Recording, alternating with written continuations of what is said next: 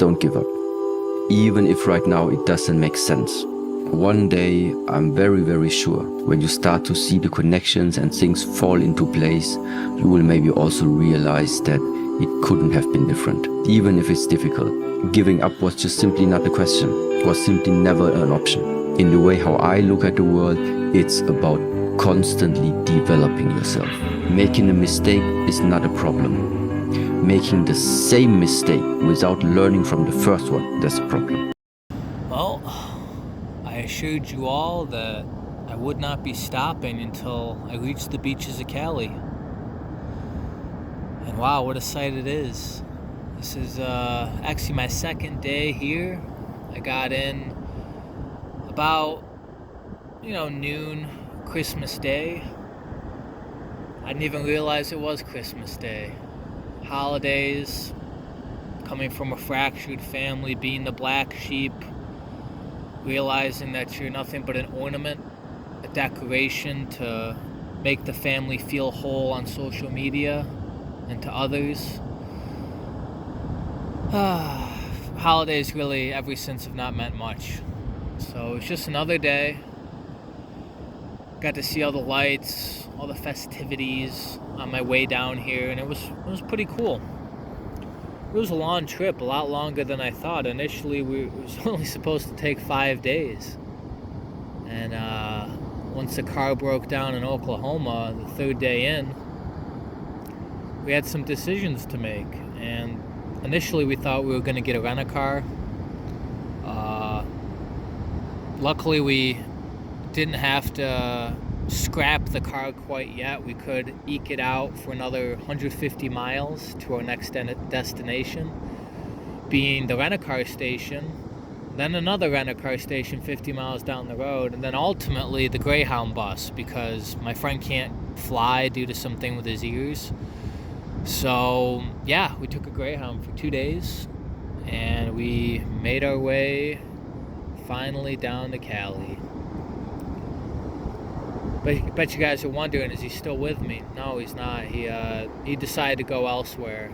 He decided to kind of split ways. He initially came out here for his girlfriend.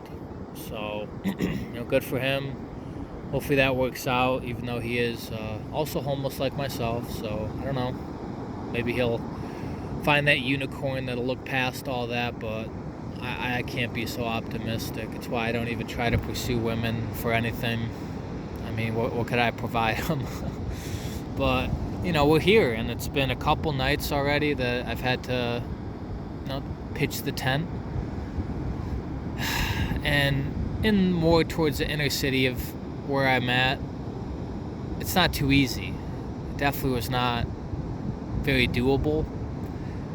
So the first night I spent in a park, and I was lucky that no one really called the cops on me because it closed at 10 and it was right in the middle of like a suburb.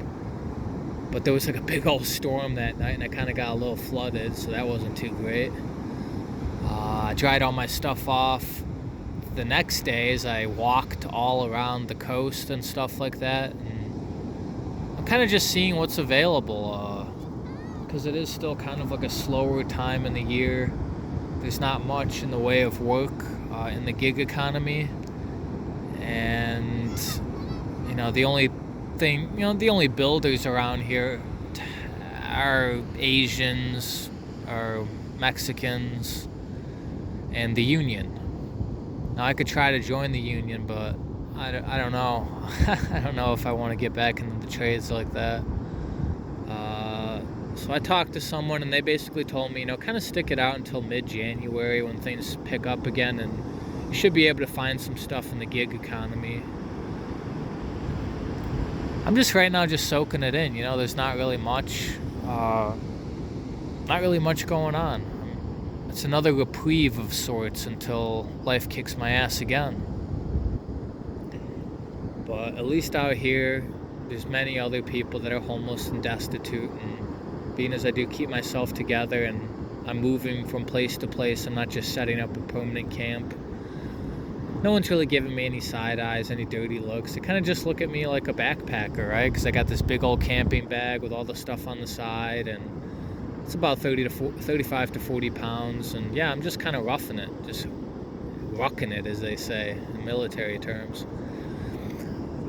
And yeah, no, this is quite nice. I came here this morning after getting my tent all situated and camp, packed away. I flagged down a bus, and just gave me a free ride down here. So yeah, the waves are nice. It's a good meditation. Oh, hello, guy. Yeah, no, it's a good meditation being out here, just watching the rolling waves. It's really not too bad temperature-wise. It's about mid-50s, and even with the wind chill, I mean, I got a windbreaker on, so I'm not really too frazzled by that. People are very active down here, something I knew a couple years ago when I came down. But yeah, no, I did not initially come down here for work or to think I'm going to get my life, situated, or I'm going to crack slip. I came down here to escape the winter, and that I have. I came down here to have a new environment and a new routine that would be much more conducive to someone like myself. Wow, look at those birds. Wow. What a sight. Yeah, I needed a place that was going to offer me scenery, that was going to offer me the ability to meet new people and not get looked at with evil eyes, because when you're in these rural areas, like people want to tell me, oh, you'll find peace out there. No, not in this position. You're going to find a lot of people on community watch. You're going to find cops kind of lurking and lingering, people keeping tabs on you at all times. It's not something that's going to make you feel very welcome. So at least out here, being as a lot of people are just accepting homelessness as the norm, they don't really look at you or pay you any mind or really care. There's a lot more benefits out here, transportation being one of them, cheaper transportation on the transit. I'm able to get hot meals through EBT, through a program they have out here. And yeah, I'm able to kind of walk around, and walking, exercise has really been the only thing to keep my mind off of the dreadful situation I do in fact find myself in. I mean, I'm 26 years old, almost 27, and I'm a bum, homeless. I'm at the lowest stations of society. Even though I look and I present myself and I'm articulate and I'm, reasonably intelligent, these things are not awarded or acknowledged in this economy unless, of course, you know people through nepotism. You went to college and met the right people. You're at the connection maxing. I mean, unless you're able to do that, I wish I hadn't wasted my time going to school. I wish I just got my GED and went to work and met some people. But that's hindsight's 2020. You don't know this stuff until it's too late. But yeah, I just want to give an update. I am officially down here. I'm kind of coping with exercise and the scenery, and just seeing all that this place has to offer, which is a lot more than these rural towns where things get boring real quick. A lot of you guys are like, oh, you're going to get enraged by all the women out here. Man, dude, I don't care. I just look at them, I appreciate their beauty, their fit, they're thin. Yeah, and I just appreciate it. I know I'm not going to get a woman. Come on, dude. I had my whole, red pill rage arc. I had the whole, melancholia, misanthropy arc, and now it's just like, all right, dude, I've fully accepted all this stuff. I'm gonna be alone. I'm gonna be a bum, and that's just the end of the line. Videos will come as I feel led. As you can tell from my voice, I really don't have a lot of energy. I've been not getting the best sleep. I'm moving around every day. I'm physically exhausting myself, and as a result, my mind is being taxed, and I just don't really have thoughts coming as freely as I would like.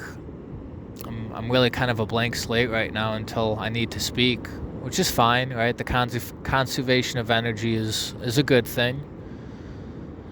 I'm not, downing energy drinks. I don't really have access to any coffee.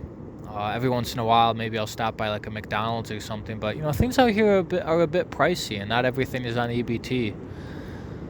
Maybe I'll ask someone a little bit later today, hey, could you get me a coffee or whatever? I got like a couple bucks, but I can't cover the rest. And people would be nice. I mean, they get it. They're trying to give back as much as they can, especially being as I'm asking for food and water. I'm not going to get on drugs, guys. I've been sober now for the better part of a week, and I've been sober off weed for months. I don't even want to touch that stuff. And alcohol, again, was only because I was just so bored in the place I was at in Oklahoma. You saw, there was nothing there. It's a barren wasteland. Out here, it's very hard to get bored when there's so much, activity. The waves keep me company. The birds keep me company. The multitude of buildings and unique architecture keep me company. And knowing that this is my life makes all that stuff a lot easier, right? I'm not desirous of much more. I mean, it'd be nice to have a warm bed and stuff like that, but I'm not getting my hopes up. I think, again, hope in this world is most foolish. But yeah, guys, enjoy the scenery. It's good to be back. Peace out. Just as a gardener cultivates his plot, keeping it free from weeds and growing the flowers and fruits which he requires. By pursuing this process, a man sooner or later discovers that he is the master gardener of his soul, the director of his life. Every man is where he is by the law of his being. The thoughts which he has built into his character have brought him there. As an evolving being, man is where he is that he may learn, that he may grow, and as he learns the lesson which any circumstance contains for him, it passes away and gives place to other circumstances. Man is buffeted by circumstances so long as he believes himself to be a creature entirely subject to outside conditions. But when he realizes that he is a creative power and that he may command the hidden soil and seeds of his being out of which circumstances grow, he then becomes the rightful master of himself.